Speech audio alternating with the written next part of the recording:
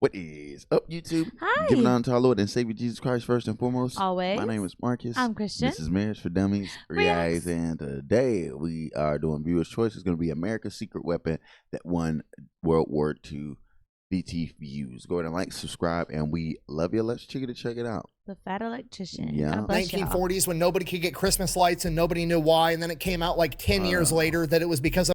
Does anybody else remember that one time in the 1940s when nobody could get Christmas lights and nobody knew why, and then it came out like 10 years later that it was because America figured out how to turn Christmas lights into a super weapon to win World War II? Yeah, me neither, but we're going to get into it anyways. What? That's epic. Today we're talking about the single most time. impactful weapon of World War II that gave the Allied forces an unprecedented advantage over their enemies. And before you say it, no, it is not nuclear bombs, okay? By the time nuclear bombs were dropped on Japan, it was not a question of who was going to win the war, it was a question of how was America going to end it, and America chose to close it out with a bang. If you're not picking up what I'm putting down, I'm trying to tell you that the weapon that we're talking about today is the weapon that got us to the grand finale, not the grand finale itself. And that weapon is the VT fuse, aka the proximity fuse. And we're gonna get into it right after a word from our sponsor.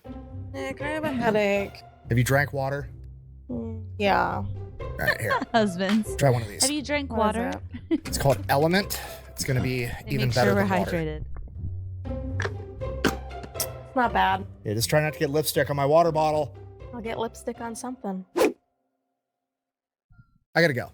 This video is brought to you by Element. Okay, look, I'm gonna keep this simple. It's basically a rehydration drink, but unlike all the shit you can buy over at the gas station, it actually has more electrolytes, they're in the right ratios, and it's not full of food dyes and sugar. Okay, watch, I'm gonna read the entire ingredient list because I actually know all of these words, which right off the bat's a good sign. Okay, here we go. Sparkling water, That's so salt, real. citric acid, magnesium, potassium, natural grapefruit flavor, and stevia leaf. That's fucking it. And then somehow they actually managed to make this shit taste good, okay? They've got all your normal flavors like watermelon, fruit punch, but then they also have mango chili, which is actually spicy. Then they've got chocolate, and then when you mix that with warm water, it tastes like hot chocolate. And then if you're a psychopath or if you're just Babe, I ultra like those. health-minded and you don't want artificial flavorings, you can get the raw, unflavored version that's literally just salt, potassium, and magnesium. Personally, I like that one because it tastes like commie tears. Okay, and I know what you're thinking. Why on earth is some sports drink that's formulated for elite level athletes sponsoring a dude called the Fat Electrician? I've got news for you. Middle-aged fat dudes sweat too, okay? Okay, look at me. I sweat in a cold shower. Why do you think I'm wearing tank tops all the time, okay? So when I go to jujitsu 5 times a week to pretend like I'm Joe Rogan or Jocko Willink for an hour or two, I get super sweaty, then I get muscle cramps, and this shit helps. And then on top of that, I have a horrible habit of getting aggressively drunk with my friends and being hungover the next day, and this helps with that too. Okay, so if you want to give it a try, they've got it in cans, they've got it in little drink pouches. If you use my link down below, you're gonna get a free sample pack, and there's a money back guarantee. If you don't like it,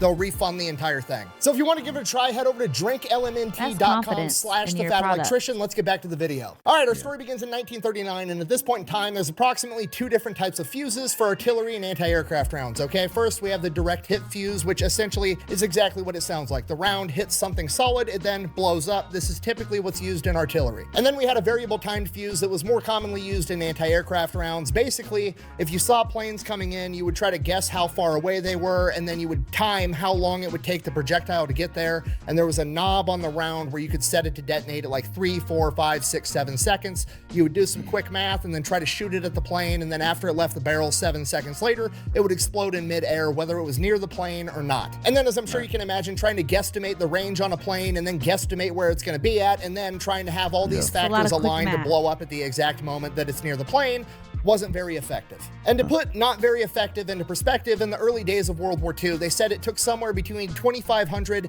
and 1,800 anti-aircraft rounds to down a single plane. So pretty much everybody on the planet had basically the same idea, like, man, wouldn't it be cool if the anti-aircraft round just magically knew when it got near the plane and blew up at the exact perfect moment every single time. So pretty much everybody all over the planet has this like on the back burner trying to figure out this new type of weapons technology. Japan, Germany, the UK, America, everybody's been working on this in the background, but there's not a big rush because there's no war going on at the time. And then September 1939, World War II kicks off, and then almost exactly a year after that, Germany starts heavily bombing Britain in the Blitz, and now Britain has a pretty good incentive to figure out this new type of weapons technology. Now, the UK doesn't really know how they're going to pull this off, but they do know they need to figure out how to get small electronics to be able to survive inside of an artillery round after it's been fired, which, as I'm sure you can imagine, it's subjected to a lot of G-force, which is going to break small electronic devices, especially back in the 1940s when everything was run off of vacuum tubes. So the British figure out right out of the gate, like, hey, this thing's spinning at 50,000 rotations per minute once it's fired. We need to make these electronic components as small and as light as possible so they don't rip themselves apart just under the G-force of their own weight. Which makes perfect sense. I mean, when dad's had one too many chiladas on a Sunday afternoon and decides he's gonna get the kids going on the Ferris wheel as fast as he can, the fat kid flies off first, okay? That's just science.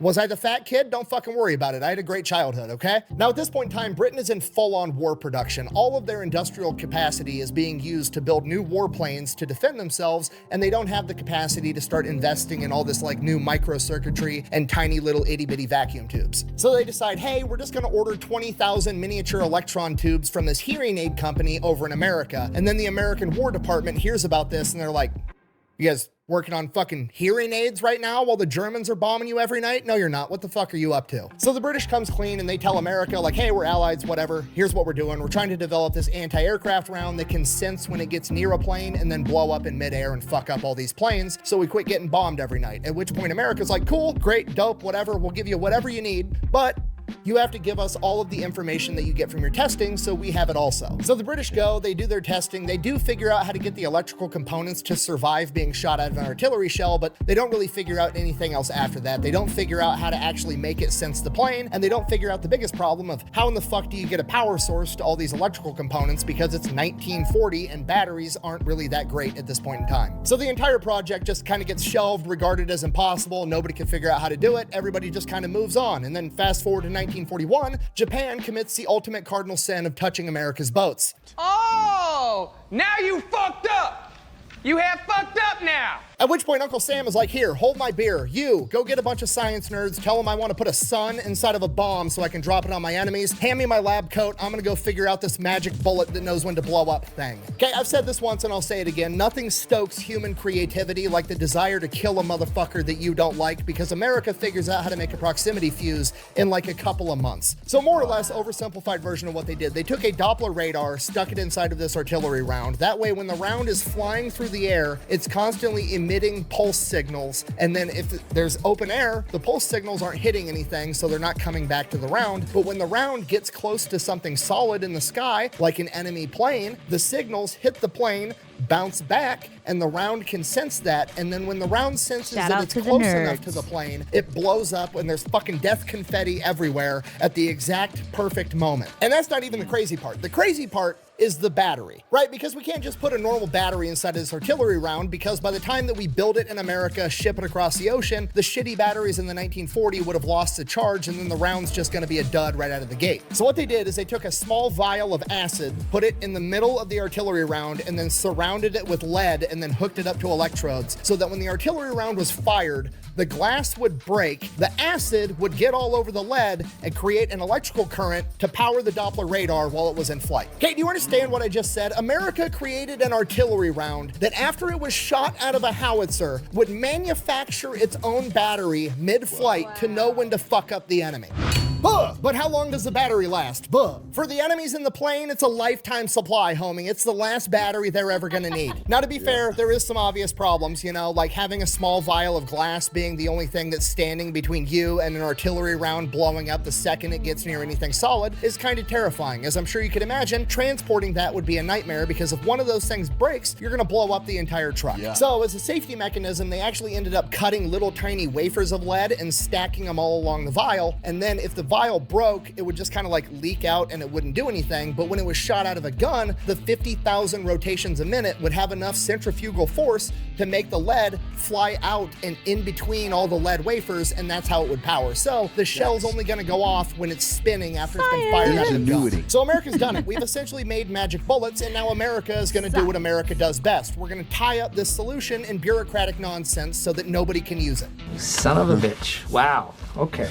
Just trying to help you, Michael. Bitch! Yeah, the man in charge of this project, Commander William S. Parsons, decides he's not going to let this project move forward until he's 100% convinced that this product is perfect. So the proximity fuse has essentially been shelved yet again. Cue my favorite naval commander of all time, Willis Augustus Lee, aka Ching Lee. On your left.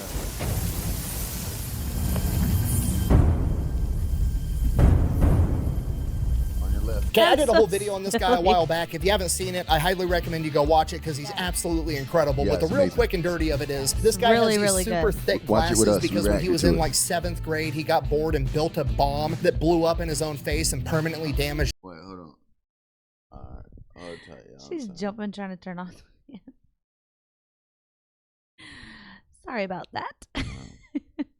his vision. So naturally, he then went on to become a 5-time gold medalist sharpshooter in the Olympics. He then went on to become a strategic genius in the Navy. He is the reason that Really good every video. single American naval vessel in World War II is absolutely covered in anti-aircraft guns. Using his sharpshooting experience, he is the one that figured out and developed the calculations for a battleship battery to take into account the Coriolis effect, or the rotation of the Earth in targeting data. And he is also the one that pioneered being able to shoot at an enemy using nothing more than radar, even when you can't see the enemy. The man is a prodigy that changed warfare forever. And at this point in time, early 1942, essentially right after Pearl Harbor, Ching Lee was given orders to basically go around the Navy and just cut through red tape and unfuck everything to get the entire Navy as ready as possible for war. And even though he had the authority to cut through red tape, the problem was this was 1942. You couldn't send a text message, you couldn't send an email. Everything was done by either handwritten or typed letters, and then you had to stamp everything with like priority, urgent, standard, telling the mail carrier in the military, like, how quick does this letter need to get where it's going? And urgent, being the fastest option, wasn't fast enough for Ching Lee. So he went and had his own custom rubber stamp made, and he used red ink, and in all caps, his rubber stamp said, frantic. So that way, every time Ching Lee had a project that he wanted to get pushed through the Navy as fast as possible, he would stamp it with a big red frantic, and then every paper pusher in the Navy has that come across their desk, and they're like, oh shit, oh fuck, I've never seen anything labeled frantic, and they grab it, and that is now their sole mission in life, to get this to the next place. So all his shit gets done super fast. So as soon as Ching Lee Awesome. hears that we've essentially made Genius. magic artillery shells tied up in bureaucratic nonsense, he gives it the old frantic stamp and pushes it right along, saying, and I quote, "We're looking for a workable solution, not a perfect one." So it immediately goes into testing, and its first test is to have an anti-aircraft battery on the ground firing at a bunch of radio-operated drones above, and these proximity fuses absolutely crush these drones, okay? The only person disappointed was the commanding officer of the drones, because he was mad they were shooting down all of his drones. Great. Next phase of testing takes place in August of 1942. They take the proximity fuses out in the USS Cleveland, and they're going to try to shoot down drones over the ocean. This testing is slotted for 2 full days, and they've got 3 drones to shoot down, okay? Bear in mind, the British are reporting back that it's taking approximately 1,800 anti-aircraft artillery rounds to down a single enemy plane. So, with one ship shooting at 3 different planes, this should take a while. Testing ended up getting cut short because the USS Cleveland shot down all 3 drones with the first 4 rounds fired. Statistically speaking, this should have taken between 5,000 and 6,000 rounds, and it took 4. So obviously at this point, America's all in. Call up Rosie the Riveter. We've got something new to make, the whole 9 yards, right? Now the problem is, how the fuck are we gonna mass produce this thing, right? Because we're using these tiny little tubes that were used from hearing aids, and hearing aid manufacturing isn't that big at the time. We're not gonna be able to mass produce this thing. So the government goes out to General Electric, which coincidentally is the biggest manufacturer of Christmas lights on the planet at this point in time, and is like, here's the deal. You're not making Christmas lights anymore. You're gonna take those little Christmas lights, and instead of putting a little light filament in there, you're gonna fill it with this acid, and then you're gonna seal off the other end, and you're gonna give it to us, and you're gonna shut the fuck up about it, okay? At which point GE is like, cool, government contracts are awesome. Now we've got the manufacturing and we can mass produce this thing. This is why you don't touch the boats, all right? You touch the boats, one thing leads to another, and now we're weaponizing Christmas lights. I think you might be overdoing it, Dad. Russ, when was the last time I overdid anything?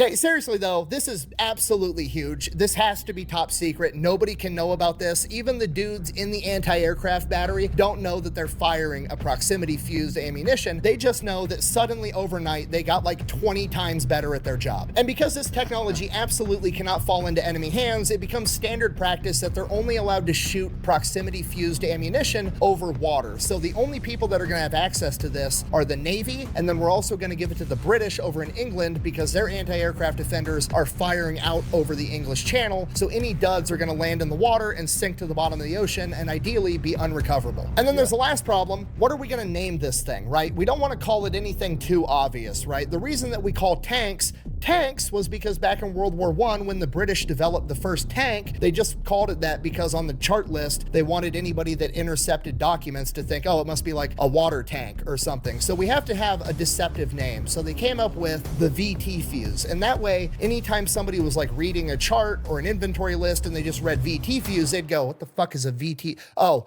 variable timed fuse, those old school ones that just, you know, you spin the knob and it blows up in 7 seconds. Whoop-de-doo, who cares? So we've got it. Everything's perfect. America starts manufacturing 250,000 of these rounds every single week. We start sending them out with the US Navy, and then we ship a ton of them over to Great Britain so they can start defending themselves against all these German bombing raids that they've been dealing with for like over a year at this point. The first VT fuse to down an enemy was on January 5th, 1943, when the USS Helena shot down a dive bomber, and from that moment on, the US Navy and the British air defenders started wrecking house with this new ammunition. The British reported back that the average amount of ammunition expenditure went from 1,800 rounds to down an enemy plane to 85. They said not only were they shooting down way more enemy planes with way less ammunition, but the proximity fuse was actually so sensitive and so good at its job that when it got near a bird in flight, it would blow up the bird. And at this point, common sense would tell you like, okay, maybe we should dial back the sensitivity on this thing a little bit if we're blowing up something as small as a bird, but no, because that means that it's going to be perfect to actually shoot down the German V1 rocket. Germany's been shooting these V1 rockets into Britain, and there's almost nothing they could do about it. They just kind of had to grit their teeth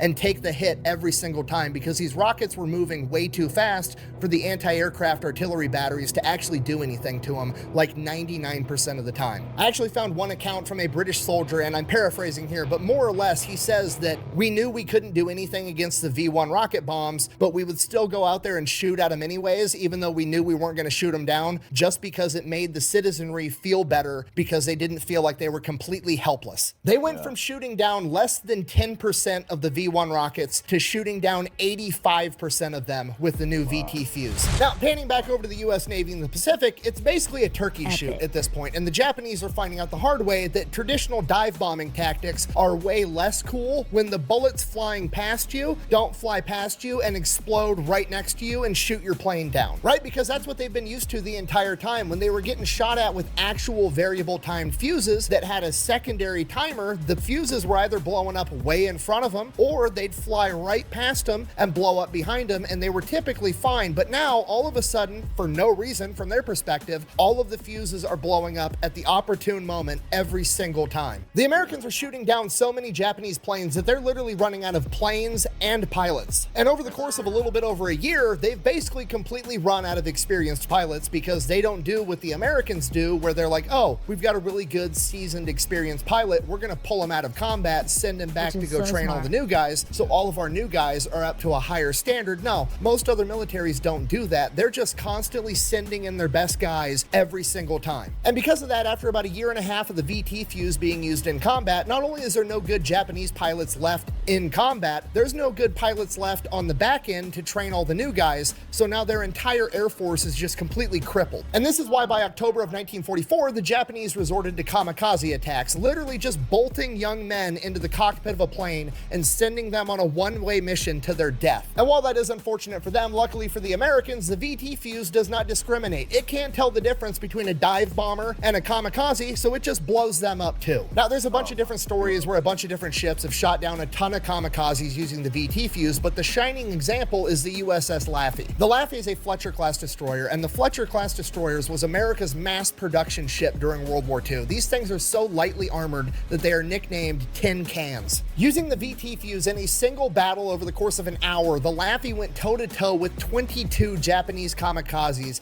shot down 9 of them, and heavily damaged the rest. Do you understand how demoralizing that has to be to the enemy? Like, there's entire countries on Earth right now that don't have 22 aircraft in their entire military. military. I think the average for a first world country is somewhere between 100 and 150 total aircraft across all branches of their military. And that's fighters, bombers, recon, absolutely everything. Could you imagine throwing all of the fighter planes your country has at a singular ship that's referred to as a tin can, and it fucks up all of them? By this point in time, the VT fuse has officially changed naval and aerial warfare forever. And it's about to change warfare as a whole, because by late 1944, Eisenhower sees how effective the VT fuse is for the Navy in Great Britain, and he ends up demanding that they give it to his ground troops in Europe. After seeing how overwhelmingly effective they are, he doesn't give a shit about it being top secret and only firing it over the ocean anymore, because by the time they're able to capture a dud and reverse engineer it, the war's gonna be over, and he knows that. So they take the VT fuse and they start sticking it in normal artillery. Now, normal artillery up until now was usually direct impact, right? The shell hits the ground, it explodes, launches shrapnel everywhere. That's still pretty effective, but if a dude is like dug into a hole, all the shrapnel is gonna fly right over the top of him, right? And half the shrapnel, once it hits the ground, goes into the fucking ground immediately. So now with the proximity fuse, it's gonna sense the ground 40, 50, 60 feet above, and it's gonna blow up and blow all that shit straight down on top of people, whether they're in a foxhole or not. This new airburst artillery is so devastating that the first time it's ever used in combat, it basically puts the linchpin in the European theater and ends the war. Because the first time the VT fuse was used in combat was at the Battle of the Bulge. Okay, if you don't know what the Battle of the Bulge is, essentially Germany was on their heels and they decided, fuck it, we're gonna throw one big last Hail Mary, we're gonna take everything we've got in one big offensive and attack the American line, try to punch through with our blitzkrieg tactic and destroy the Americans. And it was working out for them right up until it started raining metal. The new airburst artillery absolutely shredded German infantry units. There was nowhere they could hide. Foxholes weren't really that effective against airburst, and even if they wanted to dig one, the ground was half frozen, and when they tried to hide in the wood line, the airbursts literally cut the forest down around them. You can find pictures of the Ardennes forest after the Battle of the Bulge, and the tops of the trees are just cut off with complete carnage underneath them.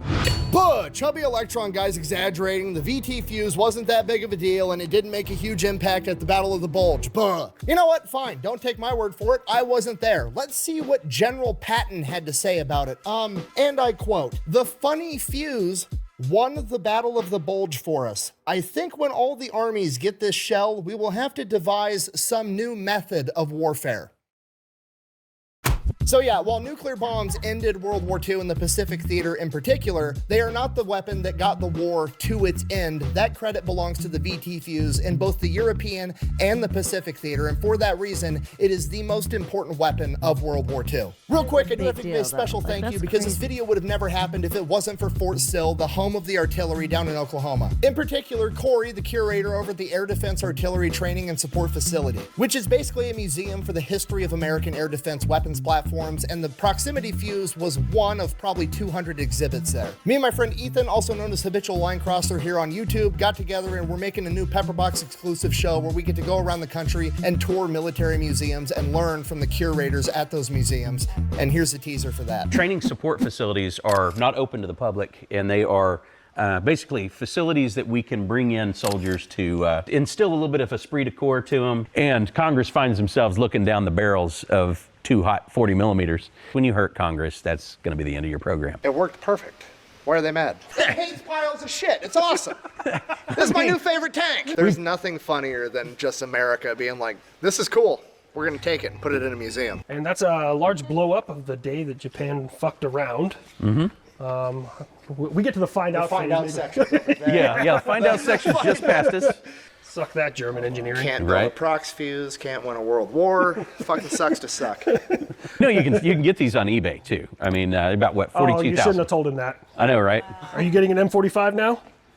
I mean, I'll put all the money we make from this for the next 10 years towards it. Tell me size doesn't matter. It's how you use it. That's exactly it. It's all about how you use it. So that's also what someone with small rockets would say. Don't lick it. We see that? Yeah. Please don't lick the artifacts. Unfortunately, yeah, the motors need the brushes replaced. Which that's a major overhaul on that one. No, it's not. I'm an electrician. I know how to replace brushes. You know what? You are more than welcome to come here, and this is one that I'd let you work on. I think that first episode is almost 2 hours long, and it is available right now over at pepperbox.tv if you want to go check it out. Other than that, thank you for watching. I gotta go. So proud of you, man. I love it. We love your content. Thanks for letting us react to it, man. And we're glad that y'all love it too. But definitely gotta go support him in that journey because that looks really dope. Yeah, But hey, God y'all bless send y'all. us some of those. Yes, God bless you guys. We love you, Yep. and we'll see you in the next one. Yep.